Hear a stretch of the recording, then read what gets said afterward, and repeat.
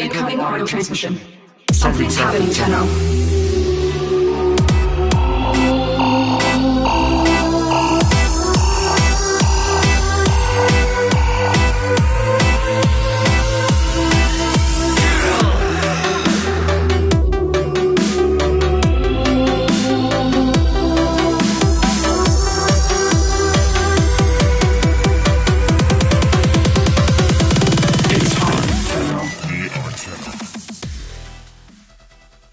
Welcome back, Tenno, to the Warframe Digest, episode 11. Today we'll be covering stream number 29 and all of its relevant topics. So let's get started. On today's Devstream, they covered the Silva and Aegis, the sword and board community weapon. They also talked about some upcoming changes to some potential Warframes, along with some small discussions of loot scaling, maybe, who knows, new mission type for the solar rails, new player experience, including all the things we dream about, and some little teasers about the return of the infested. So, let's get this started. So, as some of you Tenno may know, there was a community contest for a weapon submission not that long ago. Well, it's time to show results. The Silva and Aegis, which is the official name for the sword and shield, or the sword and board. I never really hear people say that, but okay, everyone has their own words, vocabulary, meh. They showed us some interesting stills and animations, 6 animations to be exact, of how this weapon will work. These are just work in progress, most of these don't even have the full model, but they're very interesting, and they give us an ETA of about update 14. Considering we're in 13.4, it's not that far, but still pretty far. I'm excited.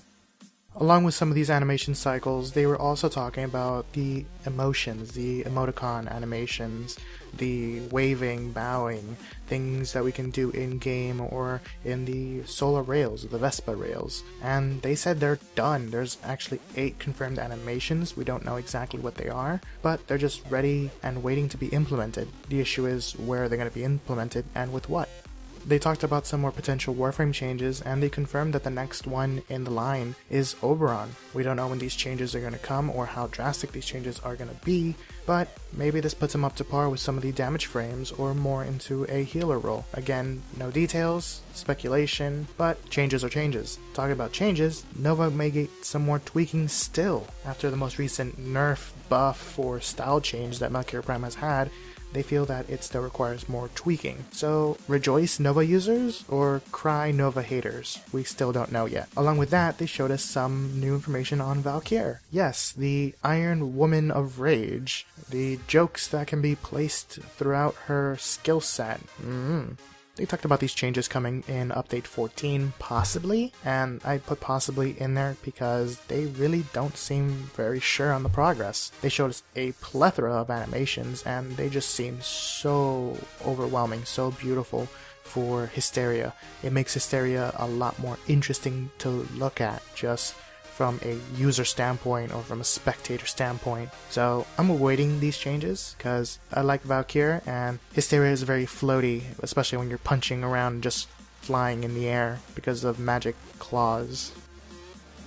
They also had a small little chat about scaling loot, pretty much for different mission types and for the towers, and pretty much different payouts for defense mission. This is a very interesting concept because this has been an ongoing problem in Warframe since near the very beginning, and to see them actually considering it now and actually making possible changes to it now really gets a lot of veteran users excited, because certain things that have taken them months to earn may be easier, and newer players will actually not have to suffer such a grind or such frustration when they're not getting what they desire or what they heavily need. Yes, I'm looking at you, Redirection Vitality. I have friends that just started and they have not found you after months. Why?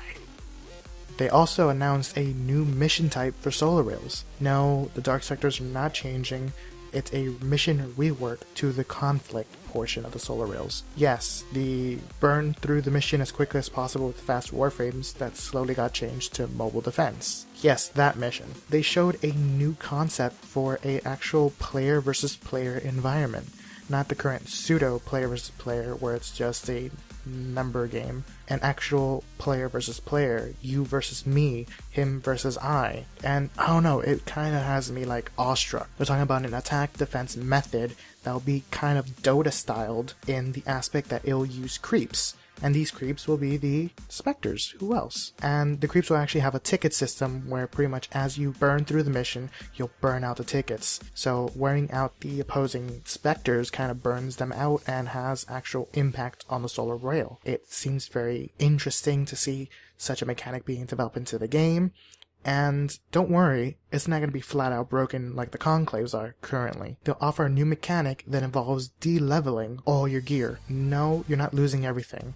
You're being locked behind everything. So basically, as you progress through the mission, everything unlocks in order from top left to bottom right in the load order for that weapon and that Warframe. Pretty much rewarding players for participating in these missions with a certain level of challenge, with a certain level of depth to the game mechanics and to the overall conflict. Not just that, the attacking team will actually have a certain amount of lives to actually oppose and contest this rail, while the defending team will have the benefit of actually being able to set defenses. I want a turret there, I want a trap over here, I want a spawner for my specters over there, and it's just gonna allow so many possibilities for just unique and customized designs for the solar rails. It's very interesting, it gives so much player creativity, and it's a very detailed system.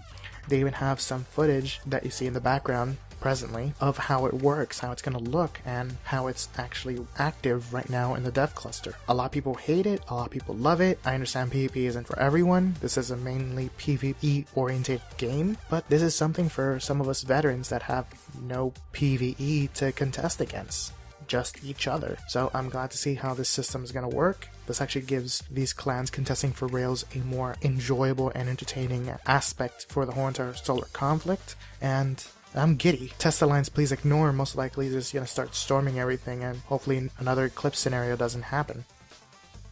And now here's the real meat to the sandwich. The portion that blew me out of the water, that's blown me out of the water several streams ago, and has blown Mogamu out of the water. He was watching the stream and he's like, oh god, I want this now. Mogamu, if you're watching, hi. Yes, I just did that. It's the player ships. The player ships are being introduced as the new player experience. This is the new player experience we were talking about a while back. That the devs were talking about a while back. This is the 3rd, 4th, 5th iteration of the player experience, and it benefits new players the most, but everyone gains from it so much, and it has me so excited. Yes, I cannot emphasize it enough. I know I'm gonna get backlash for being so giddy and positive about it, but dude, look at this. It's gorgeous. Look at that.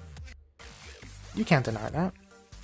The new player experience will offer a new system of goals for new players. Right now, players come in and they're pretty much lost in the vastness that is Warframe, the lack of hand-holding or guidelines that is Warframe, and this new goal system will actually give something to strive for these new players.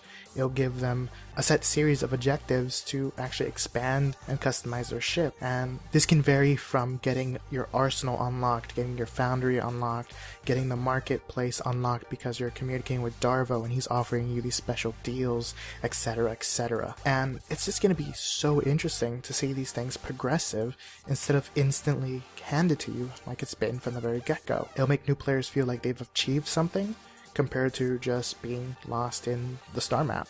Another thing they showed us was the whole entire new navigation system, and honestly, I really don't like it. I like how it looks with just the 4 planets, but once he showed us all the systems, it kind of looks very crowded for me. I hope this changes and actually gives us more variety and a cleaner, more organized, natural feel, but this is a dev build and it's still a ways to go. It's very interesting to see how they're changing how the whole entire star map and the navigation system is gonna look and feel for every Tenno from this change forward, and I'm looking forward to it. Another thing they teased about was this new foundry style called the Genetic Foundry, and he was gonna show off the machine, but there was no machine. Instead, there was this ball of fur, and oh god, he is fluffy, he is adorable, I want him now, so does Mogamu, so does Yurikami, so does every single Warframe player out there that just wants a nice little fuzzy friend to go gnaw off Corpus and Greener faces off. Yes, he will do that for me. Good boy. Oh, he's stretching.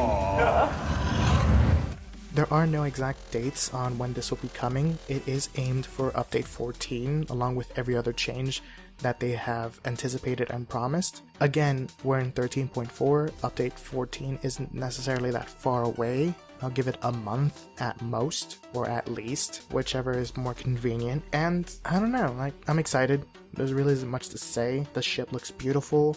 You can customize it, you can expand onto it, you can make it feel like your home, you can customize the color palette, the visuals, the orientation of most of the decor, and it's a mini home away from home. And last but not least, they didn't have footage for this, but they teased about the next event, and the next event will actually be orientated for the Infested, the return of the Infested, and no details were given except for Alid V has something to do with it. Him and his exile and his interest in research and development. What has Alid V done this time? Who's to say? All I know is that the Corpus board aren't behind him anymore, and he may need our help. Or maybe we just want to mess with him some more and his projects. But overall, Infested are coming back, and this better be a good event, because we all miss our friends the Infested. I'm looking at you, Orc and Derelict. Not many people can play you. So, that pretty much does it for Warframe Digest number 11, and yeah, I don't know. Tell me what you guys think in the comment section down below. Are you excited for some of these changes? Are you concerned? Will this improve the game? Will this make you come back to the game? Or are you just deciding to quit because too many Warframes are being changed and you don't like them? Hopefully it's the lighter of the three.